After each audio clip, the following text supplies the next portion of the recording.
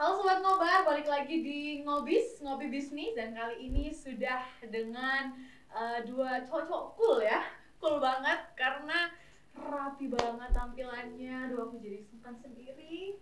Mungkin boleh kenalan. Halo, ini Cak Vito. Ya. Cak Vito sama Satrio. Cak Satrio.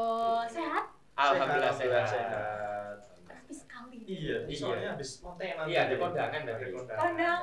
Iya, Kondangan siapa? teman-teman. Teman. Ya, teman. Kalau Cak Vito dan Cak Satrio? Waduh. Kayaknya Vito dulu Duluan. deh. Duluan yang udah pasti. Nanti Aku duluan nggak apa-apa. Oh iya. Duluan nggak apa-apa. Boleh. Silakan. Nah, jadi Cak Vito dan Cak Tio ini siapa sih sebenarnya? Akan kita ulas di podcast Ngopi Bisnis edisi kali ini. Karena mereka berdua ini sebenarnya adalah pengusaha muda yang wah luar biasa sekali ya, masih seumuran ya kita ya. Seumuran sama aku, tapi sudah memiliki bisnis rumput laut, bener ya? Rumput laut. Yang sudah menggurita di Jawa Timur. Amin. Sampai luar Jawa Timur. Iya, luar Jawa Amin. Timur sampai Jawa Barat. Amin. Oke, mungkin dari siapa? Cak Tio dulu ya. Iya, boleh.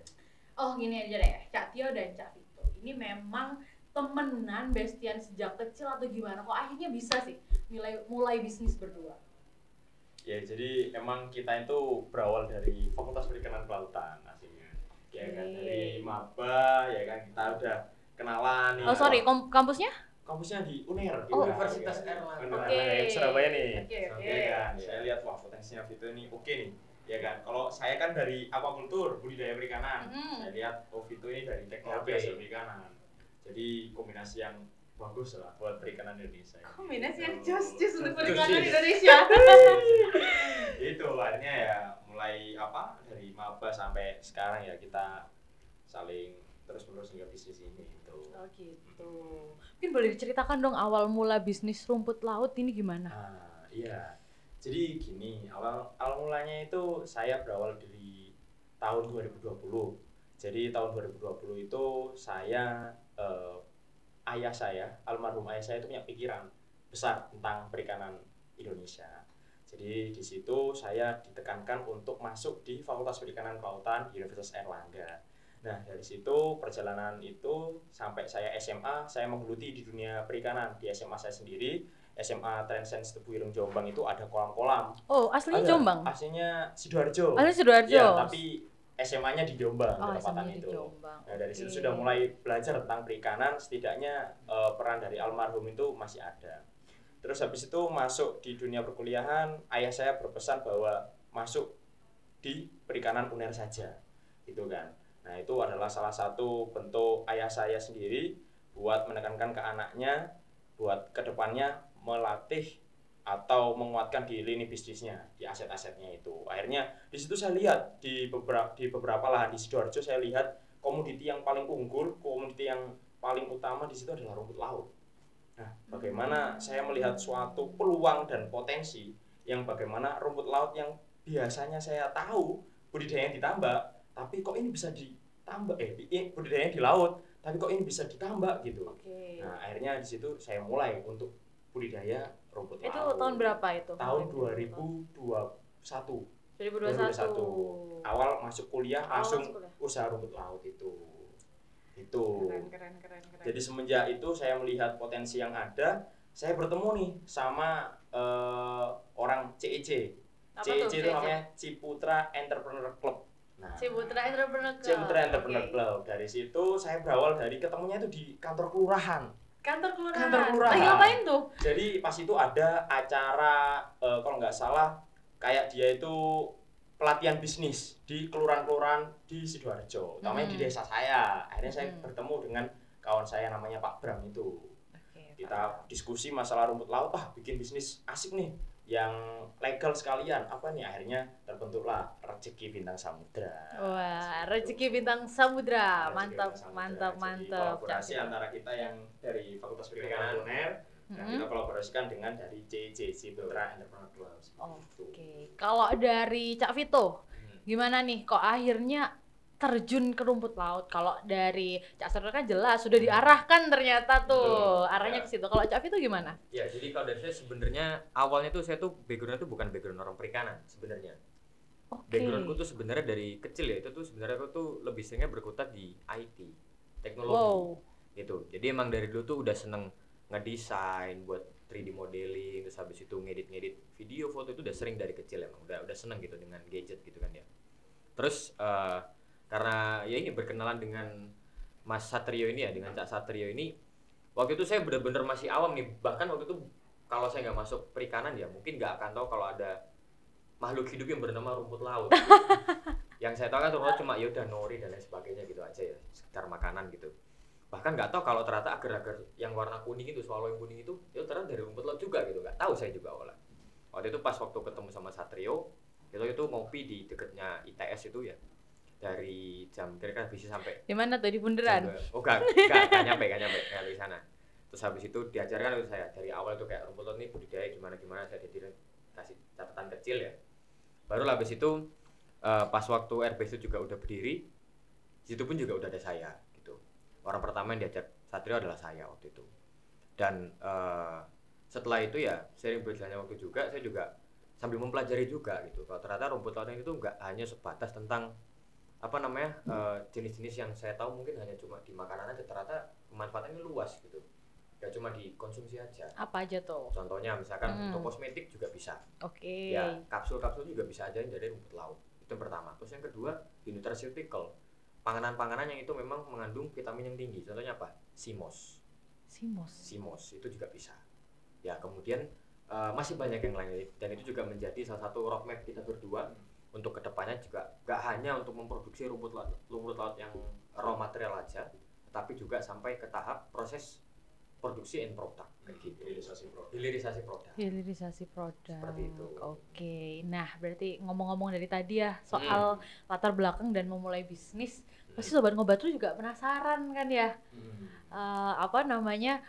Jatuh bangunnya seorang pebisnis. Karena kan nggak mungkin ya bisnis kalian langsung sukses. Iya benar. Iya benar. Benar sekali. Betul. Boleh dong Anak-anak muda sekarang suka yang instan gitu kan. Iya, Jadi yang lu katanya yang praktis. jatuh bangunnya gitu kan. Benar.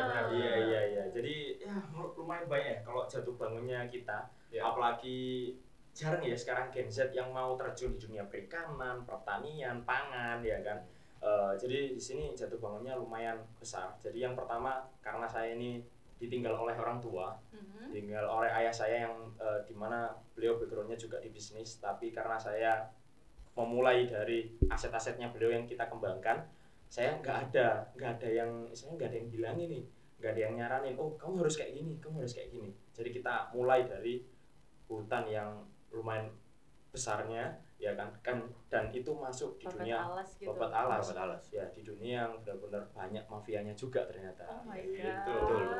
God. Jadi sangat mulai mengerikan gitu ya. Jadi ternyata kita yang baru masuk ya kan, ternyata di situ kita berhadapan dengan bos-bos besar, kita berhadapan dengan orang-orang yang memiliki power di dunia rumput laut tentunya.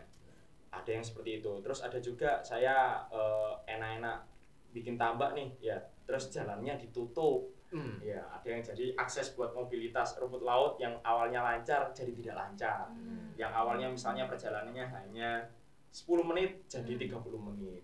Nah, itu karena lahan tambak kita itu ditutup oleh itu ya kan. Terus ada juga kita ngirim rumput laut nih ya kan. Kita ngirim rumput laut ada 2 truk. Ya 2 truk kurang lebih bobotnya 16 ton.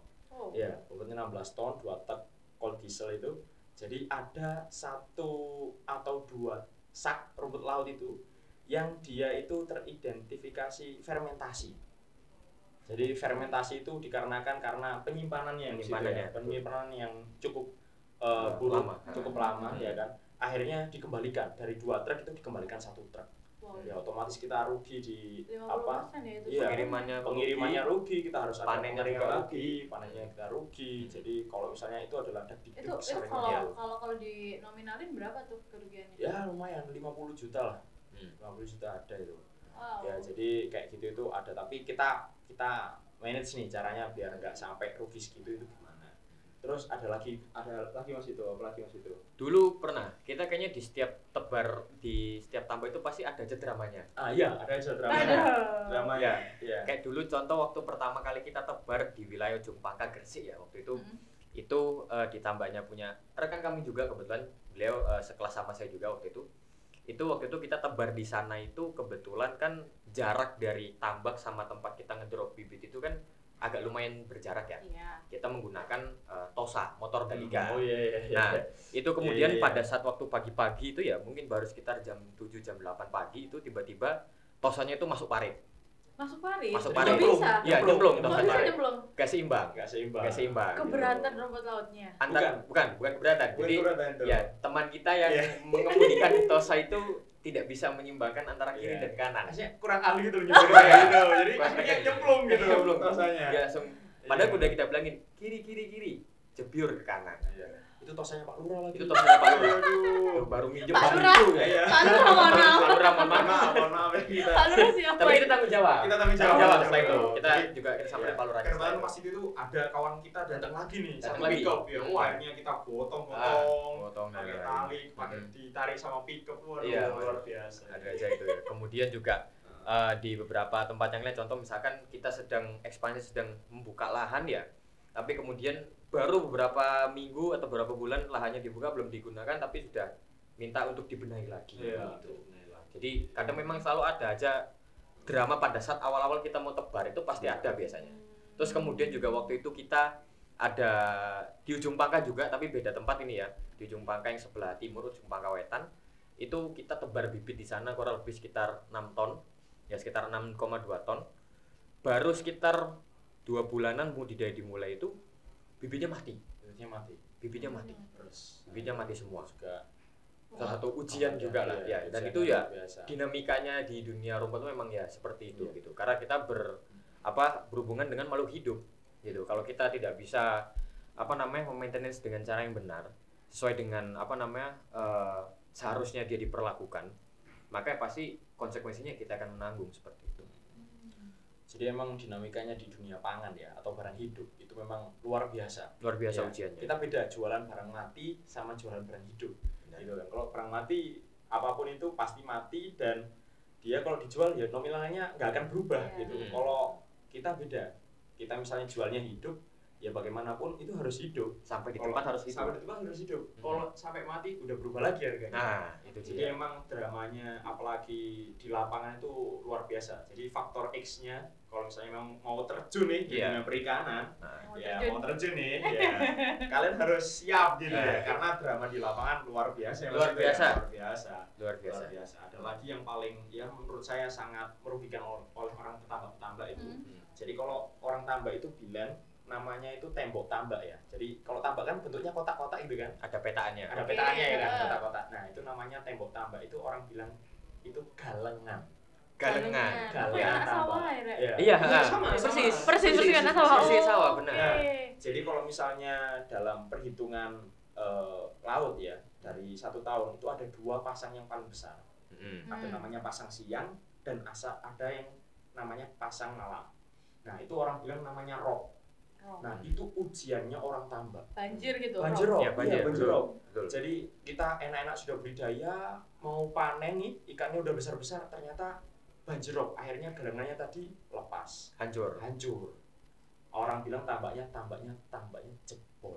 Tambak jepang. Tambak Itu kerugiannya sudah luar biasa. Dari yang pertama pasti ikannya keluar nih, Iya. rumput Iya. lautnya keluar, Ya. belum lagi pemenangannya. Itu Ya. sudah pernah kita alami. Sudah pernah dialami. Sudah pernah kita alami. Ya, sungguh dinamikanya luar biasa. Iya. Sudah makan asam garam Asam garamnya lautan. sudah Iya. merasakan.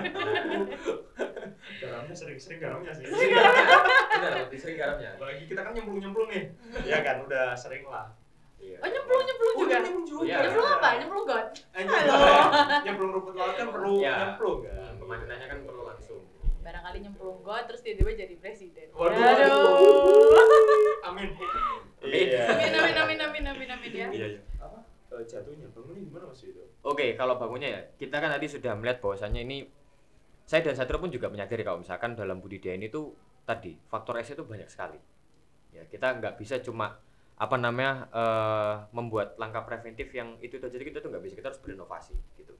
Dengan cara apa? Kayak misalkan contoh di suatu lahan yang memang itu kita sudah memberikan kewajiban kita ya, maksudnya sudah memberikan bibitnya, kemudian juga melakukan kegiatan budidaya. Tapi salah satu masalah yang juga dihadapi oleh kita itu biasanya di lapangan adalah SDM-nya. Ya, SDM juga salah satu faktor yang bisa mempengaruhi rumput laut ini bagus atau tidaknya. Karena kan tidak bisa dipungkiri ya, bahwasanya kita budidaya ya, tidak setiap hari saya dan Satrio bisa ditambak. Otomatis garda terdepan kami itu adalah petani. Petani dan pendego lahannya. Yang memang itu menjadi orang yang paling bertanggung jawab atas keberhasilan budidaya atau tidak. Gitu. Ya, kami pun juga di situ menyadari bahwasanya SDM ini tuh bermacam-macam modelnya seperti itu. Bermacam-macam gitu. Dan itu kami atasi juga dengan cara kami di sini membuat SOP. Ya, standar operasional prosedur, baik itu dari mulai pembibitan pada saat budidaya baru mau dimulai, kemudian sampai nanti pemanenan, ya, kemudian sampai ke tahap pengeringan, pengemasan, sampai ke distribusi. Itu sudah kami siapkan semua. Gitu. Jadi problem yang itu yang ditambak, oke, kita sudah punya SOP-nya, gitu ya. Kemudian yang lainnya apa? Contohnya kayak tadi, misalkan contoh ada permainan mafia taktik gitu ya. Itu kan nggak bisa dipungkiri, di setiap komoditi pasti ada mafianya, pasti ada gitu. Dan saya dan Satrio pun juga bahkan sudah mengalami langsung gitu, seperti apa dinamika di lapangan yang kita menjadi orang yang berada di lingkup situ. Kita sudah merasakan gitu. Dan ya memang mafia itu kalau dibilang kejam ya kejam, pasti kejam gitu. Tapi saya dan Satrio tidak putus asa begitu saja gitu. Karena saya melihat bahwasanya walaupun mafianya banyak gitu, tapi peluang kita sebenarnya juga banyak gitu. Kita nggak bisa cuma hanya contoh ya, misalkan kita bergantung hanya kepada mafia itu, tidak hanya sebatas itu aja gitu. Itu yang kami lakukan dalam waktu beberapa bulan terakhir, terutama di sepanjang tahun ini. Jadi kita melakukan ekspansi, ya memang utamanya ini untuk rumput laut ini supaya kita distribusi tidak hanya ke orang-orang tertentu saja, tapi juga kita yang menggerakkan sendiri dari tambak kita langsung menuju pabrik, tidak bergantung ke tengkulak, tidak bergantung ke mafia gitu. Jadi permasalahan seperti ini juga pasti banyak dialami, cuma kan tidak semua orang memiliki solusi seperti kita gitu. Dan saya pun juga sama Satrio pun yang memberikan merasakan keresahan yang sama gitu, bahwasanya di dunia rumput laut ini tadi karena kita berbisnis dengan makhluk hidup yang mana ini pasti lebih sulit dibandingkan benda mati gitu. Maka dari itu juga kita harus siap dengan segala risiko yang memang itu bakal kita hadapi ke depannya. Dan ini kita baru ngomong soal budidayanya aja, kita belum nanti ngomong masalah lain produk, kita belum ngomong masalah ekspor dan lain sebagainya gitu. Dan maka dari itu dari banyaknya ujian, banyaknya dinamika itu tadi, kita juga sambil berbenah gitu. Mungkin di satu sisi ya ada baiknya, mungkin kita pada saat itu tidak diberikan jalan untuk ke sana, mungkin akan terjadi sesuatu kalau kita bisa ke sana gitu ya. Mungkin ada sesuatu yang dihindarkan oleh kita gitu, oleh yang maha kuasa gitu. Gitu. Mungkin kita diberikan jalan ke sana supaya mungkin kalau kita kemarin ngambil jalan yang ini mungkin bakal keliru nanti langkahnya gitu. Ya maka dari itu sering berjalannya waktu juga, kita kan juga pasti learning by doing. Learning by doing yang mana artinya itu kita juga belajar tapi juga sambil menjalankan gitu. Jadi sering kita berjalan pasti kan kita juga akan menambah jam terbang. Betul. Semakin jam terbang kita bertambah, otomatis nanti semakin banyak juga momentum yang bisa kita ambil. Jadi ketika jam terbang sudah bertemu dengan momentum, itu pasti akan menjadi sesuatu seperti itu. Keren. Menarik nih Sobat Ngobar. Belajar sambil tadi learning by doing. Tapi susah nggak sih bisnis sambil kuliah? Kan kalian masih mahasiswa juga. Iya. Ayo. Mungkin dari Mas Satrio dulu. Iya, jadi bisnis sambil kuliah itu luar biasa ya. Kita harus memanajemen waktu yang benar-benar sebaik-baiknya. Sebaik-baiknya. Suka bolos nggak? Waduh, pasti kita perhitungkan nih. Jadi kan kalau nggak salah kalau kita di kuliah kan ada jatah bolosnya. Jatah bolos Iya, bener. bolosnya. Kita manfaatkan jatah bolosnya. Kalau kurang lebih kita berapa? Tiga kali. Ini 3 kali. Ini harus benar-benar yang Dimaksimalkan. Benar, harus dimaksimalkan. Iya, betul. Ada saatnya saya itu manfaatkan waktu bolos ini karena panen. Ya kan. Terus habis itu karena buka lahan. Nah, ini yang benar-benar harus ada saya gitu kan. Nah, itu benar-benar kita atur. Ada lagi gini. Jadi kita pagi, kita ada kelas itu jam 1. Jam 1 siang nih. Siang ada kelas. Kita dari pagi berangkat ke Tambak dulu. Tambak saya dari jarak rumah ke Tambak itu Tambaknya mana tuh? Di Porong. Oh, di Porong. Iya. Sidoarjo ke Porong. Dari Waru. Oh, Waru. Dari Waru ke Porong. Oke. Itu kurang lebih 1 jam. Ya, kurang lebih 1 jam. Saya ke sana dulu sampai siang, sampai jam 10, dari jam 10 pulang lagi ke ke rumah lagi, terus baru berangkat ke kampus pas jam 1, ya kan. Terus kuliah sampai jam 3, ya kan. Terus saya ada usaha lagi, nyambut lagi sampai malam gitu. Jadi sampai rumah itu udah sekiranya jam 11 malam lah. Dan itu saya, tapi itu seninya di situ. Seninya di situ kayak merasakan capeknya itu sangat bermanfaat gitu. Benar. Produktif.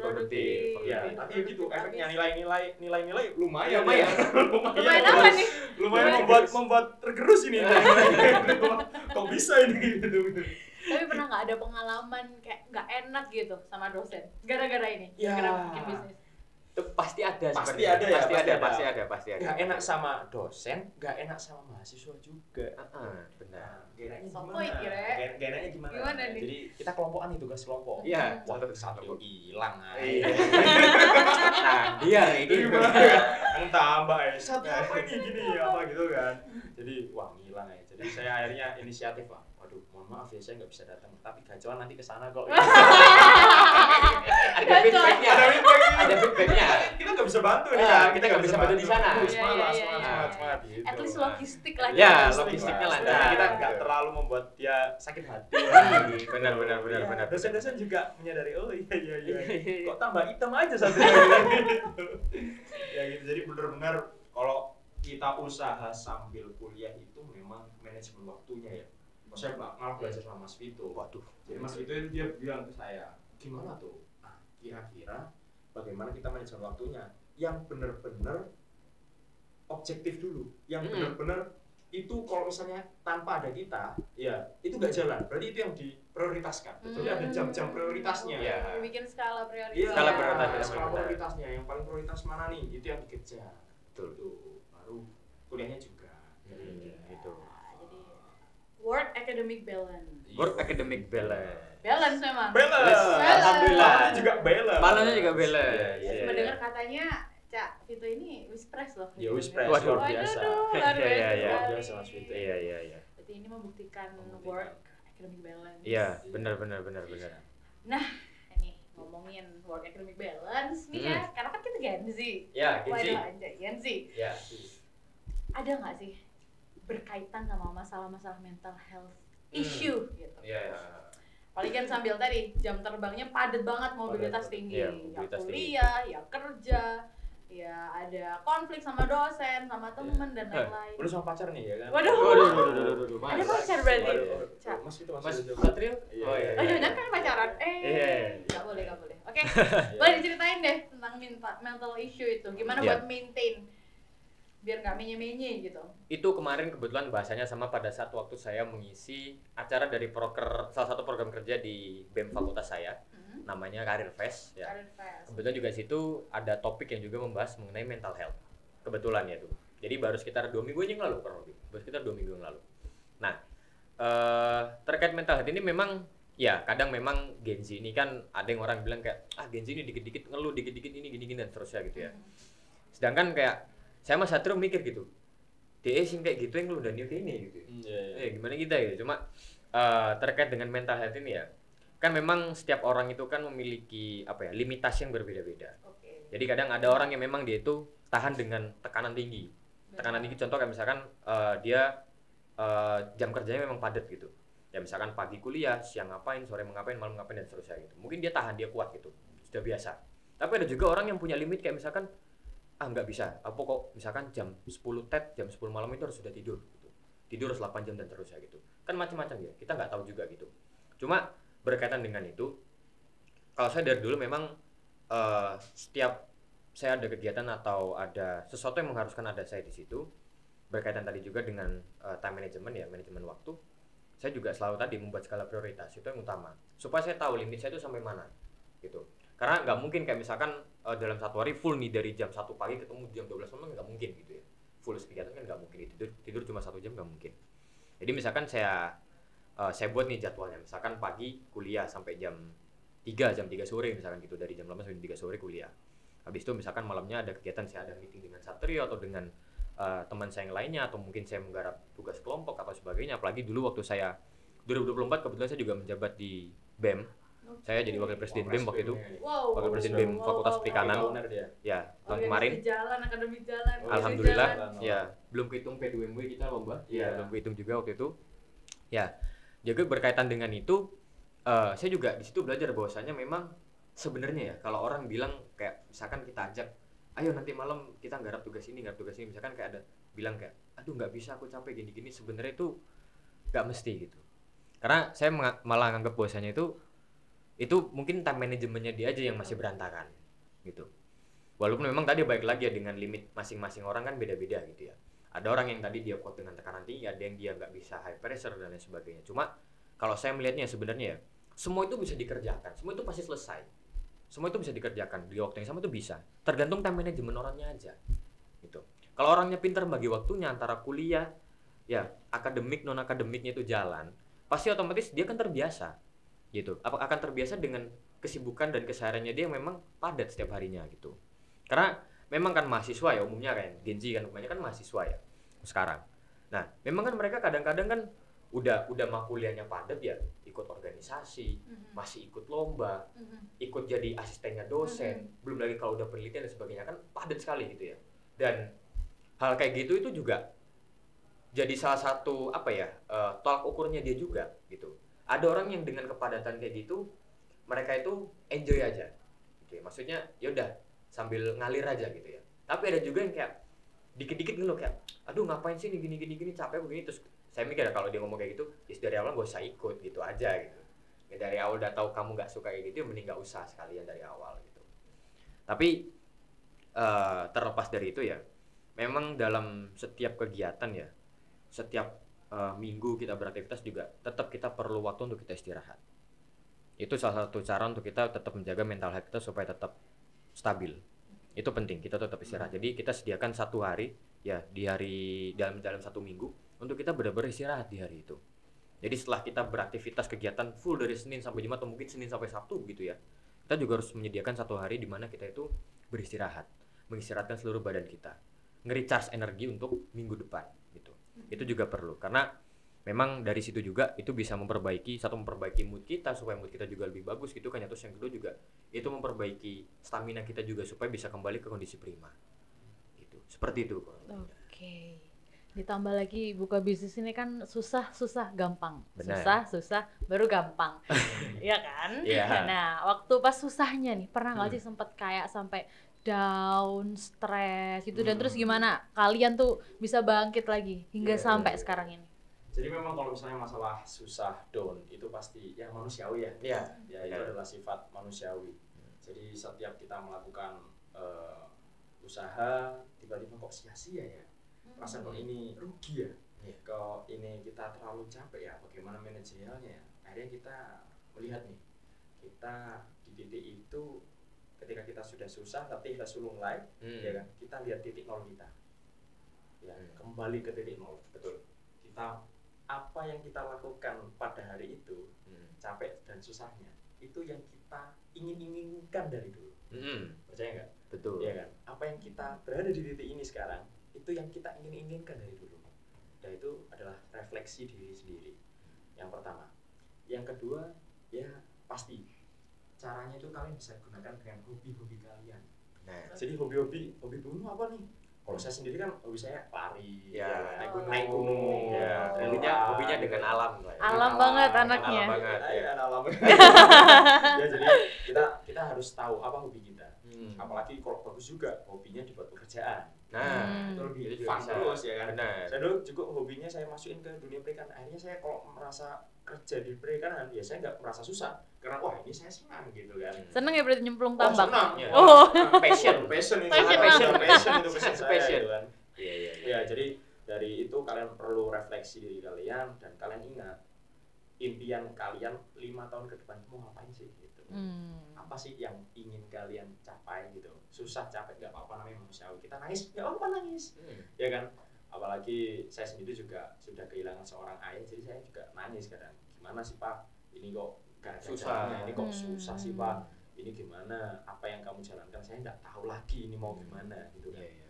Saya tetap semangat. Yang saya pikirkan adalah papa saya ingin anaknya pasti lebih hebat daripada orang tuanya, itu kan Pasti. nah itu Pasti. buat motivasi nih. Nah, Ya, motivasi. Apalagi motivasi satu lagi nih yang bikin kita kalau udah merasa susah nanti, wah besok kita nikah butuh uang nih. Oh, Ya kan? Wah, aduh. berat itu pikiran kita. Apalagi Motivasinya laki-laki nikah. gitu, ya, cowok itu mikir gitu. Wah, ini uang nikah berapa nih? maharnya berapa? Maharnya berapa nih? Resepsinya Di berapa? rumah berapa nih? Ah. Iya kan ini kita akhirnya mau capek itu, waduh. Ini Ingat masih lagi panjang itu, nih. ingat panjang. Apalagi sambil nyetel YouTube-nya Timothy, waduh. Waduh. Wah, itu suka. Terima kasih. Terima kasih. Bro Timothy. Bro Timothy, saya Bro sangat Timothy. luar biasa ya Anda Luar ya. biasa. Jadi itu yang membuat saya akhirnya dari susah, oke lah nggak apa-apa. Terus semangat lagi, kita fokus lagi nih. Ya, besok kita perlu mikirkan maharnya ini berapa. Waduh. Ya kan? Semuanya harus Berat kita nih. pikirkan. Ya, Perkara dari itu- nikah ini berat. Iya. ini. Tapi kan akhirnya termotivasi lagi kan. Gitu. Betul. Jadi nanti kalau misalnya sudah berkeluarga lagi, beda lagi motivasinya. Wah, ini anak ini gimana nih sekolahnya? Nah, itu. Itu terus menerus. Iya, itu terus pasti. Ini calonnya Cak Satrio dan Cak Vito ini harus nonton ini kayaknya ya, siapapun di luar Saya sana. pasti nonton. Pasti nonton. Pasti nonton kayak gini, Mas. Oke. Iya. Iya, jadi itulah caranya bagaimana kita pada saat kondisi susah biar lebih bisa semangat lagi. Iya. Motivasinya kita kembalikan diri sendiri. Kayak misalkan lagi down-downnya gitu ya, mungkin saya mau menambahkan gitu. Lagi down-downnya kita pikirkan lagi apa tujuan awal kita melakukan ini. Titik nolnya kita mau ngapain gitu. Kita di posisi sekarang yaitu kita inginkan 5 tahun 6 tahun lalu gitu. Jadi memang pasti kan nggak ada yang sia-sia. Itu saya setiap kali dulu waktu pernah itu Satrio ngomong ke saya waktu saya membuatkan suatu desain ya, kemudian baru kepake setelah berapa bulan atau berapa tahun setelahnya baru saya kan nyelentuk ya gitu ya, saya nyelentuk bahwasanya alhamdulillah kepake desainku gitu ya. Satrio itu langsung ngomong ke saya, Anjen pasti nggak ada yang sia-sia gitu. Wah itu Iya. salah satu motivasi saya juga itu dari Mas Satrio waktu itu. Tapi ada juga nih, ya ini menurut saya trik juga nih. Jadi trik ketika kalian benar-benar susah dan terlalu susah, kalian pikir wah ini bisnis ini kayaknya nggak masuk akal nih, ya kan? Ini bisnis benar-benar rugi dan nanti implementasinya nggak bisa sustainable. Kalian jangan sungkan-sungkan untuk menutup usaha itu, ya kan? Saya belajar dari CEO-nya Bromen itu, dia bilang kita kalau saya memang ini susah, terus udah ketemu dengan solusi tertentu susah lagi, ketemu solusi kita nggak perlu sungkan, tapi yang penting bisnisnya contoh kita bikin bisnis ternyata bisnisnya rugi dan lain sebagainya macam kita tutup itu nggak apa-apa, tapi yang penting reputasi dari CEO-nya jangan sampai hancur. Iya, betul. CEO itu perlu reputasi yang tinggi Betul. dari segala hal, jadi itu yang perlu ditekankan. Jadi kalau susah-susah terus nggak apa-apa, ternyata contoh Tuhan memberikan jalan ini yang benar juga itu sih. Benar. Ngomongin jangan sungkan-sungkan untuk bisnis. Ada nggak bisnis sebelum ini yang udah dijalankan tapi flop gitu?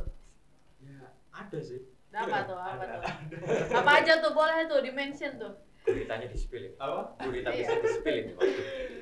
Jadi dulu sempat saya pribadi itu usaha stand di situ. Stand, jadi kita di City of Tomorrow itu di situ mall itu ada kurang lebih 23 stand. Wow. 23 stand yang benar-benar ketika kita melihat setelah pasca Covid ya kan, wah ini semakin turun. Akhirnya yang cuma bisa kuat itu cuma ya satu usaha aja dari banyaknya stand tadi. Ternyata yang terpakai cuma satu usaha, tapi dia pakai kurang lebih 5 stand itu kayak gitu ya ada. Terus habis itu kita bisnis cuci motor Iya. ya. Cuci motor, ya. Ternyata Cak sudah Bos, Cak ya. Bos, kita bikin konsepnya Iya, gini. Ternyata marketnya bukan di sana ternyata. Ya. Ternyata marketnya di sana ya cuci sendiri, ternyata suka cuci sendiri di rumah gitu. Ada lagi ya itu aja sih, dua itu aja sih. Ya kalau saya dulu waktu SMA itu pernah buat semacam kayak agensi gitu yang berkarya di bidang editing sesuai passion saya emang sama teman-teman saya.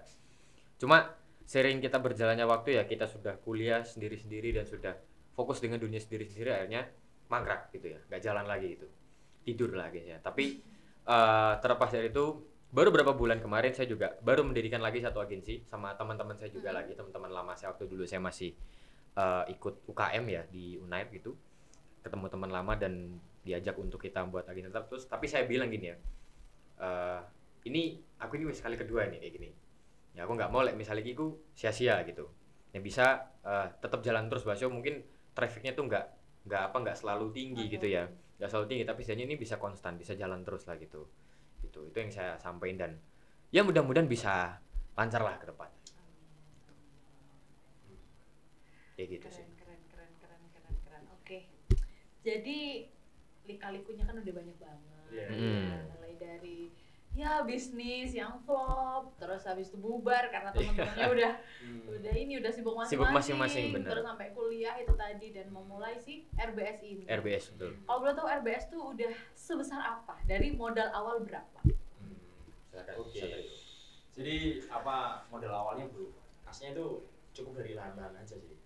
Jadi kalau misalnya dibilang lahan-lahan yang saya miliki itu ada di daerah Porong, Japon, daerah Tanjung Tegal Sari. Daerah Tegal Sari itu kita manfaatkan dari itu untuk kita buat konsep. Aslinya modalnya cuma legalitas usaha aja, tapi kita bikin konsep yang bagaimana dia itu minim akan modal gitu. Konsep yang bagus untuk operator budidaya rumput laut jenis Gracilaria. Jadi aset yang ada itu kita bikin portofolio. Ya, portofolio itu yang membangun suatu portofolio itu bisa membangun bisnis yang bagus juga gitu. Jadi modalnya kurang lebih cuma balik legal aja udah cukup kayaknya. Didirikan PT-nya aja. Udah. Akte PT-nya aja. Legalitas usaha, perizinan dan lain sebagainya macam itu aja. Jadi konsepnya kita adalah operator tambak budidaya. Jadi konsepnya kita sama kayak Gojek. Sama kayak Gojek. Ada mirip dengan sama Gojek. kayak Tokopedia. Jadi Kemitraan gitu. Kemitraan, Kita benar. kemitraan. Jadi kita nggak perlu aslinya kayak punya aset benar-benar. Oh, Gojek kan dia kayak orang yang ngojek kan bukan sepedanya Gojek kan, tapi dia bikin sistem bagaimana dia sistemnya adalah kemitraan tadi. Betul. Udah ada di mana aja? Ada di Tambaknya? Gresik, ada di Pasuruan, daerah Mitingan, ada di Surabaya, Ada di Sidoarjo tentunya, ya kan. Terus habis itu mulai ini di Tuban dan Lamongan. Di seluruh wilayah Jawa Timur. Insya Allah. Memang Jawa Timur. Kita memang Jawa Timur. Oke. Tadi apa jenis rumput lautnya? Gracilaria. Gracilaria. Itu. Itu gimana sih, tuh beda dari yang lain atau seperti apa tuh rumput lautnya? Jadi Gracilaria verrucosa ini dia yang membedakan antara rumput laut lain itu dari fungsinya sih. Dari fungsinya. Jadi rumput laut itu kan ada yang sargassum, yang komoditi ekspor nih ya, yang sangat bagus untuk ekspor. Itu ada kotoni. Ya, yang kita lihat biasanya di laut itu yang pakai tali itu. Betul, pakai long line namanya itu. Pakai long line itu, metode long line itu namanya kotoni. Dia itu Jenisnya kotoni. buat karagenan. Betul. Utamanya karagenan. Jadi utamanya karagenan, terus ada juga spinosum, ada juga sargassum. Jadi kalau sargassum dia alam ya, jadi dia itu tertanam di bibir-bibir pantai. Dia nggak ada bentuknya lebar-lebar. Iya, lebar-lebar bentuknya. Kita nggak dibudidayakan, tapi dia liar. Tumbuh liar memang. Tumbuh liar sargassum. Terus ada juga kita yang Gracilaria verrucosa. Gracilaria verrucosa ini. Gracilaria verrucosa ini utamanya buat agar-agar. Utamanya buat agar-agar. Jadi agar-agar yang kita makan itu berawal dari Gracilaria verrucosa. Nah, yang membedakan rumput laut ini dengan rumput laut jenis yang lain adalah ini bisa dibudidayakan di tambak. Betul. Nah, gitu. Jadi yang beda yang sama lain, yang lain nggak bisa dibudidayakan di tambak. Beda dengan Gracilaria verrucosa. Ada juga yang bisa dibudidayakan di tambak, itu namanya anggur laut. Gaularpa itu bisa. Ya, tapi ada jenis tertentu juga yang dia bisa dibudidayakan di tambak. Nah, Gracilaria verrucosa ini kenapa kita harus nih budidaya di tambak? Karena kita melihat peluang. Melihat peluangnya apa? Kalian secara tidak sadar bahwa tambak di daerah di maritim kita itu banyak yang terbengkalai, banyak yang tidur. Karena apa? Dia selaku pewaris, ya dia nggak tahu caranya pengelolaan tambak yang baik dan benar gimana. Airnya dibiarkan, disewakan, ya kan nggak tahu, airnya mangkrak. Nah di situ target objek kita, bagaimana pemanfaatan lahan yang terbengkalai tadi untuk budidaya rumput laut. Itu benar-benar asetnya punya orang kan. Kalau di laut kan ya ini punya bebas. Ini kan bebas. Kalau tambak kan benar-benar ada. Iya, kan. benar. Enggak di Gusti Allah. Sulit. Kalau di tambak kan benar-benar oh ini gue dikasih sopo. Jadi itu yang kita baca, dan kemudian saya di Fakultas Perikanan juga kita pikir bahwa pengabdian masyarakat yang baik kita nggak perlu bilang jauh di luar kota, Banyuwangi, pelosok, bos, atau di luar pulau. Kita lihat potensi yang ada di daerah kita sendiri. Nah, Gitu. Jadi kayak di di Surabaya, benar. Sidoarjo, nah itu ternyata bisa buat rumput laut. Gitu. Wah, kita melihat ini market yang pas dan rata-rata gudang ekspornya itu berada di Surabaya.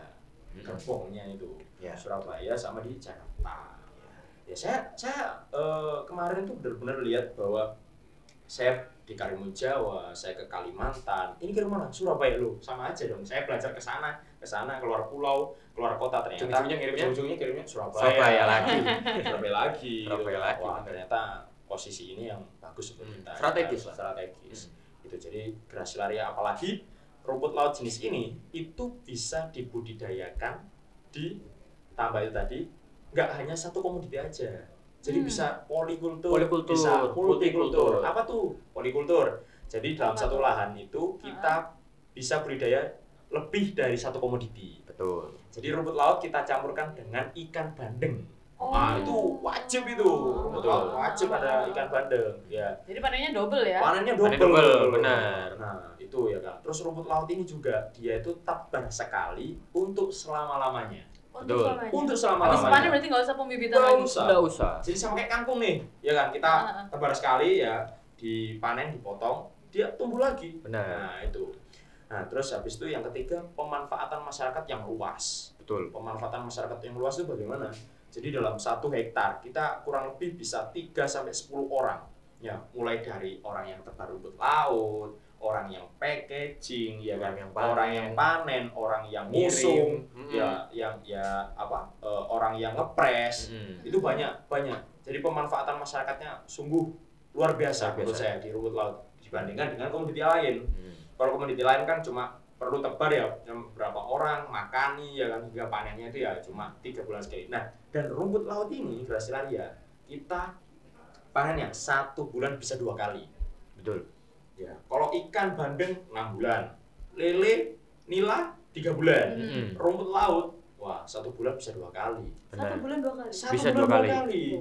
Jadi kita mikir, kalau dulu saya mikir gini, kalau tiba-tiba istri saya bilang, ya beliin skincare, bentar ya nunggu panen 6 bulan, waduh, kasihan. Sakno nunggu skincare beli 6 bulan. Setelah ini setelah ceramah. Rumput laut sebagai suatu inovasi. Ternyata betul. Dari rumput laut ini bisa beliin skincare terus. Sebulan ya, bisa 2 kali. Lainnya gitu Lainnya kan. ya. Saya juga sadar akan potensi itu. Tadi yang keberapa tadi? Yang ketiga Yang ketiga. Yang keempat.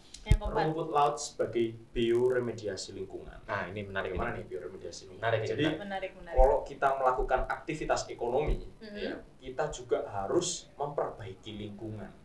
Sesuai dengan prinsip KKP ekonomi biru. Betul. Apa tuh ekonomi biru? Jadi kita melakukan aktivitas ekonomi, tetapi juga dengan memperbaiki lingkungan. Dengan rumput laut kita melakukan aktivitas ekonomi. Dengan rumput laut juga kita bisa memfiltrasi suatu perairan dari lingkungan yang toksik menjadi lingkungan yang membuat pertumbuhan dari komoditi yang lain itu bisa lebih cepat, bisa lebih besar, lebih sehat, dan itu gitu. Jadi kita minim polusi. Betul. Gitu. Jadi memang rumput laut ini luar biasa menurut saya.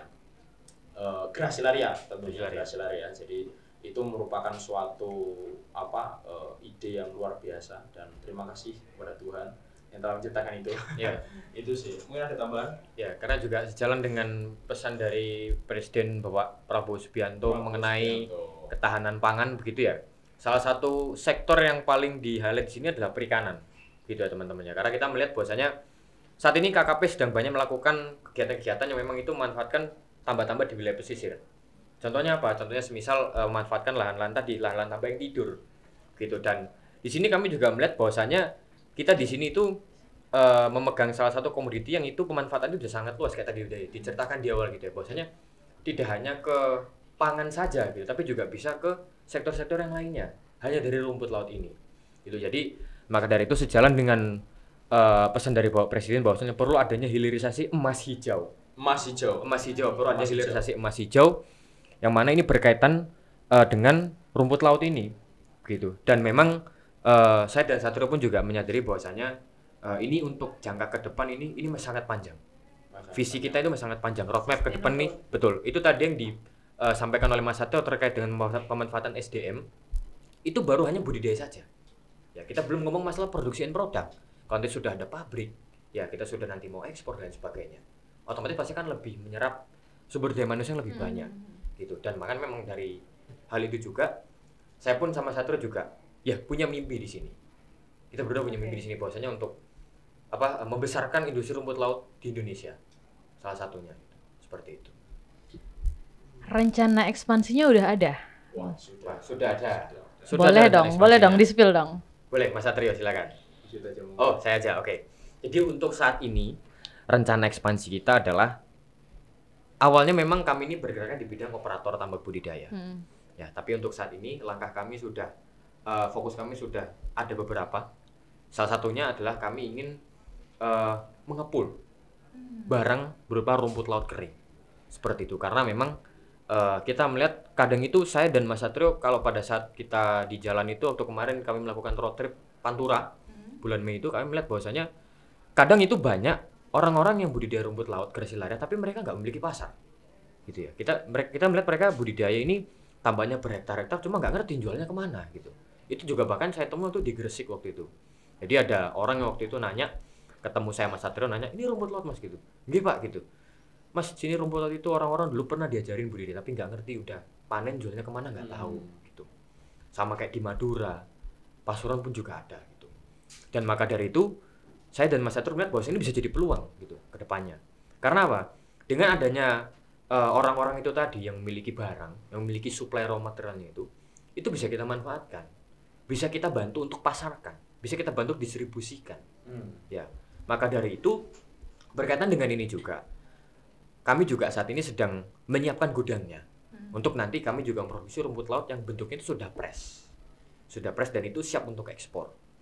Yang mana nanti gudang ini juga mencakup untuk fasilitas untuk pengeringan gitu ya, kemudian untuk pengemasan juga dan untuk pengepresan. Itu sudah include semua. Yang mana nanti juga itu barangnya nanti apabila sudah press itu nanti saya bilang tadi sudah siap untuk ekspor gitu. Maka dari itu tuh teman-teman yang memiliki informasi terkait raw material rumput laut jenis Grasilaria verrucosa yang kering gitu ya. Kalau misalkan memiliki informasi bisa langsung menghubungi kontak saya atau kontak Mas Satrio. Iya. Ya, kami nanti akan melihat langsung ke tempat barangnya cocok atau tidak. Apabila speknya cocok, akan langsung kami bayar cash di tempat. Nah, itu. Kontaknya di mana? Di bawah ini. Kontaknya di bawah, Iya. boleh. Di bawah ini. Jadi pasar rumput laut itu memang luar biasa ya. Jadi menurut saya nggak hanya kita itu mengambil Ya, betul. barang orang lain ya. Jadi tetap kita ada edukasi. Benar. Edukasi yang Tepat baik, edukasi. ya. Dan yang paling kita dipoinkan ini ya. Ya, ada juga orang yang udah sulit dapat pasar, dapat orang yang beli ternyata pembayarannya tempo. Nah, Itu salah satu permasalahan dalam dunia iya. rumput Kalau laut. pembayarannya tempo kasihan. Mm-mm. Iya, karena rumput laut yang tadi panennya cepat, ya otomatis kalau pembayaran tempo, ini belum kebayar nih, sudah panen lagi. Nah, Ya kan, ini belum kebayar lagi, sudah panen lagi. betul. Wah, itu kalau misalnya beberapa nota ketumpuk, pusing tuh pusing. petaninya. Pusing yang pusing. menulainya. Iya. Petaninya yang pusing. Petaninya juga pusing Iya, benar. Itu poin kita nih, pembayar kita cash. Cash di tempat. Mau 2 digit, 3 digit, kita cash. Iya, betul. Ya, kita cash. Selagi Ready. barangnya spesifikasinya cocok dengan Cocok yang dengan kami kita. ya cocok dengan spesifikasi kami dari RBS dan kami lihat juga bahwasanya kuantitinya juga oke begitu ya. Kami bayar cash di tempat. Nah, kita cash. Cash di Kita tempat balik ke tempat. sobat ngobar. Kita Iya. kita nggak mau bagaimana pembayarannya tempo Iya. dan segala macam. Kita memang karena kita berjalan dari bawah ya, kita Betul. berjalan dari pembudidaya, kita merasakan ternyata apa sih permasalahan problem dari petani itu, ternyata ada pembayaran yang tempo itu. Salah satunya Ya betul kan? ya. Sedangkan kita perlu untuk pembiayaan ke petani yang panen tadi. Biaya produksinya kan juga pasti Produksi kan juga ada. operasional juga ada. Betul. Kan, kasihan yang pemilik tambak, dia misalnya orang Jawa dia bilang nomboi. Ya, nomboi sakno. Iya. Saya dulu pernah bukan kasus ya, maksudnya pengalaman saya. Iya. Dulu pertama nomboi 2 juta, 3 juta, nggak kerasa saya sekali panen. Tambah lama kok 9 juta, 25 juta, waduh kroso ini. Bocor ya lama-lama. Nah, sedangkan kan kita perlu keuangan yang sehat. Cash flow kan perlu harus Cash flow jalan terus, harus jalan jalan terus terus nih, ya gitu. kan. Wah, tambah lama tambah kerasa, notanya tambah numpuk, Betul. aduh. Kita resah, kita akhirnya cari lah gitu. Nah, ini yang perlu digarisbawahi bahwa ini pembayaran kita cash. Cash teman-teman Cash, ya. Ya, cash di tempat, ya cashnya terserah kalian mau cash uang atau cash transfer ya. Mau betul. 2 digit, 3 digit. Pokok Kita ada barangnya, kualitasnya sesuai dengan apa yang kita mau, ya Betul. kan? Kita langsung cash di tempat yang situ ya. Betul. Siap. Langsung ke Mas Cak Vito dan Cak Satrio. Satrio. Oke, sobat Siap. ngobar. Nah, memang omsetnya tuh udah berapa Waduh. sih Cak Vito dan Cak Waduh. Satrio ini kok katanya 2 digit, 3 digit nggak apa-apa ini loh. Jadi kepo. Nah, dari omongan gitu udah kelihatan berapa. Ya. Oh, boleh dong di Oke. spill. Range-nya aja, range-nya. Oke, range-nya boleh. Caranya ada berapa? Udah kelihatan Ya. digit tadi kan udah ngomong kan gitu. Ya. Jadi ya kurang lebih ya 3 digit. Bisa. 2 digit. Dalam 1 kali panen. Dalam 1 bulan. 1 bulan. 1 bulan karena kita kita juga ada barang, kita Ya. juga pembelian barang juga. Betul. Akumulasi totalnya seperti itu. Betul. Tapi kalau dari 6 bulan terakhir sudah 3 digit. Iya. 6 bulan terakhir sudah 3 Wow. digit. Iya. Seperti itu.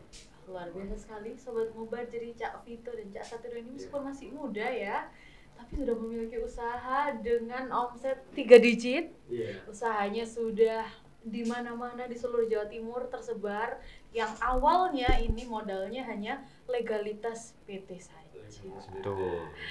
Nah, Cak Vito dan Cak Satrio nih boleh dong kasih tips and tricks atau saran deh buat sobat-sobat ngobar di luar sana Iya, yang iya. ingin juga gitu jadi pebisnis atau pengusaha muda seperti kalian. Silahkan. Yang pertama, mental harus kuat. Mental. Mental udah. Semua usaha aslinya kuncinya sama. Bener ya omongan saya. Kalau kalian lihat orang-orang yang tokoh-tokoh besar itu, dia pasti punya usaha-usaha yang banyak itu. Dia hanya punya 1 sumur aslinya. Ya, 1 sumur. Maksudnya misalnya orang punya usaha A, B, C, D, ya pasti dia belajarnya dari bisnis A aja. Karena konsep bisnis B, C, D, E itu nggak jauh beda. Ya, Pasti, pasti ada ada kemiripan. bedanya Ya, pasti. tapi pasti ada kemiripan Pasti juga. ada kemiripan juga, Betul. ya kan? Ada kemiripan dan pelatihan SDM dan lain sebagainya macam. Itu apa namanya? Ya sama aja. Misalnya kita kekurangan SDM di bisnis C, ya kita diambil dari bisnis A. Betul. Itu. Jadi itu menurut saya karena kunci bisnis itu aslinya kuncinya sama aja. Oh, apa namanya? Itu aja. Jadi orang yang menurut saya orang yang tokoh-tokoh besar itu dia pasti punya 1 sumur yang dalam. Ya, untuk membackup beberapa bisnisnya dia atau pergerakannya dia punya 1 kuncinya. Oh, kuncinya sudah ketemu nih, ya kan? Nah, baru dia bisa menjalankan semuanya itu. Nah, satu kunci itu diraih oleh mental yang kuat.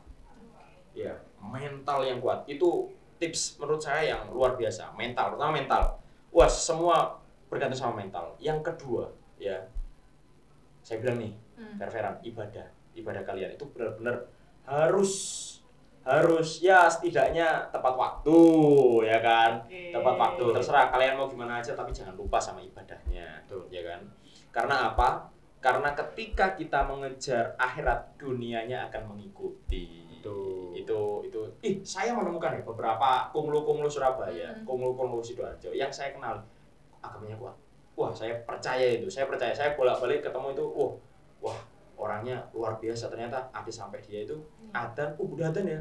Itu kita benar-benar omongan nih, masih pembahasan serius. Udah adzan, berangkat dia.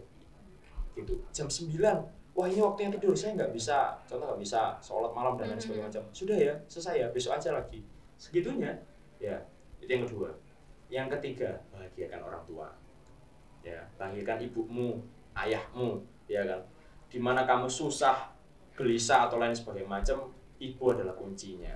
Orang tua adalah kuncinya. Itu adalah orang bilang Jawa itu orang tua katon lah. Katonnya itu di orang tua. Jadi kunci keberhasilan kita itu bergantung doanya orang tua. Kita mau gimana pun suksesnya kita, tapi kalau nggak sukses di mata seorang orang tua, ibu utamanya, kita nggak ada apa-apanya. Nah, jadi bimbingan atau doa, setidaknya kita kalau belum bisa ngebahagiain orang tua, jangan membuat orang tua kecewa, sakit hati, sedih. Tetap itu menurut saya 3 tips yang nggak hanya untuk sekarang ya, tapi untuk kalian hingga mati. Fundamental lah ya. Fundamentalnya. Itu kalau saya. Saya mungkin mau menambahkan kalau kalian mau mulai suatu usaha gitu ya. Memang kan kadang orang bilang itu pekerjaan yang enak itu adalah hobi sendiri. Ya, tapi tidak masalah kalau misalkan kalian mau mencoba hal baru gitu. Jadi maka dari itu kalau kalian mau memulai sesuatu ya kalian cari dulu, kalian tuh senangnya di apa gitu. Ya, karena kan memang ada orang yang dia itu kayak contoh misalkan saya senang di IT gitu ya. Makanya saya punya agensi dan lain sebagainya gitu. Satrio dengan dia yang background di bidang perikanan, makanya dia juga meneruskan usaha juga di bidang perikanan gitu. Tapi begitu pun sebaliknya kalau misalkan saya mau belajar perikanan kayak saya belajar ke Satrio pun tidak masalah gitu. Karena pasti banyak jalan, istilahnya tuh banyak jalan menuju Cina. Ya, banyak jalan menuju Roma. Sorry, keliru. Banyak jalan menuju Roma dan dari itu juga kalau kita mau memulai sesuatu, kita di intinya itu diniati dulu dari awal. Dari awal itu udah kita niatin kalau bahwasanya kita memulai ini itu kita bangun dari awal oleh kita sendiri dan kalau laki-laki itu ya pasti menyelesaikan apa yang dia mulai. Laki-laki itu pasti menyelesaikan apa yang dia mulai. Jadi itu juga satu pesan dari ayah saya juga bahwasanya kalau kita itu memulai sesuatu, apalagi kalau sesuatu itu besar ya, kita harus siap juga dengan resiko yang besar, harus siap dengan pengorbanan yang besar, harus siap dengan mental yang besar juga. Gitu. Jadi tadi udah saya sampaikan juga bahwasanya apabila semakin berjalannya waktu, jam terbang kita juga nambah gitu ya. Apalagi dipertemukan dengan momentum, itu pasti akan menjadi sesuatu. Gitu. Jadi maka dari itu untuk teman-teman yang memulai usaha, jadi jangan takut ya, jangan khawatir karena semua itu sekarang bisa dimulai dengan 0 rupiah. Kenapa kok saya bilang gitu? Karena semua sekarang bisa berbasis dengan AI. Ya, kita mau nyari nama usaha bisa lewat AI, nyuruh bikin website bisa pakai AI dan lain sebagainya gitu. Jadi pasti banyak sekali jalan untuk kalian membuka usaha yang memang itu juga pasti kalian tahu arahnya itu mau kemana, seperti itu. Izin lagi nih sama izin lagi. Jadi ini untuk kalian saya tekankan ya, Gen Z, jangan kalian malu-malu masuk ke dunia pangan. Ya. Oh iya, benar ini Dunia penting. pangan nih. Ini penting. Ini karena dunia pangan ini merupakan potensi di negeri kita sendiri.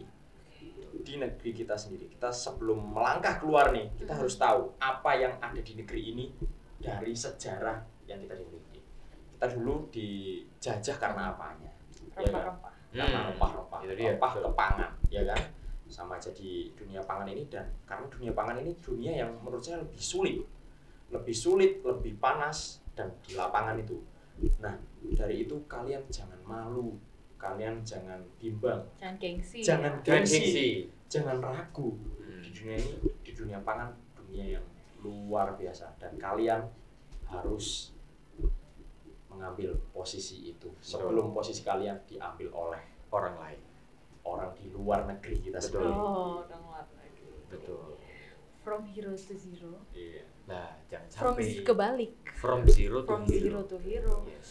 From nothing to be something. Nah, and from itu dia. something to be everything. Nah, Oke. itu dia. Tuh, oke. Kata-kata hari ini. Oke, sobat ngobar, ngopi bisnis kali ini kita cukupkan. Mungkin lain kali kita bisa bersua lagi dengan Oh, siap. Cak Vito dan Cak Satrio. Siap. Ya, abah-abah, calon Waduh. abah-abah ya. Katanya tadi kalau di FPK Unair kalau Iya. sudah jadi alumni dipanggilnya abah, benar? Cak. Cak. Iya. Oh, Panggilnya Cak. Cak. Abah itu kalau misalkan sudah kalau di dunia rumput lautan lah gitu kayak kita ini. Oh, Di dunia perikanan. Dunia perikanan, perikanan. dunia perikanan gitu. Jadi punya sesuatu yang besar pasti manggilnya. Oh, Geba, siap. Iya, Oh, siap, gitu. Pak. Geba. Iya. Nggih, abah. Calon abah lah, calon abah. Oke, terima kasih sekali sudah Ya, mau main. terima kasih banyak juga ngopi sudah bareng. ngopi bareng. Siap. Ya, semoga bisnisnya semakin melebarkan sayap. Amin. Bukan hanya di Jawa Amin. Timur, tapi juga di regional, nasional maupun internasional. Semakin melenting. Iya. Yes. Ngopi bareng juga semakin Semakin luar biasa. ya, semakin luar Oke. biasa ke depannya gitu kan. Betul. Terima kasih. Terima kasih. Ya, Cak Vito Terima dan kasih. Cak Satrio. Boleh say goodbye ke sobat ngobar. Bye. Bye. Yes.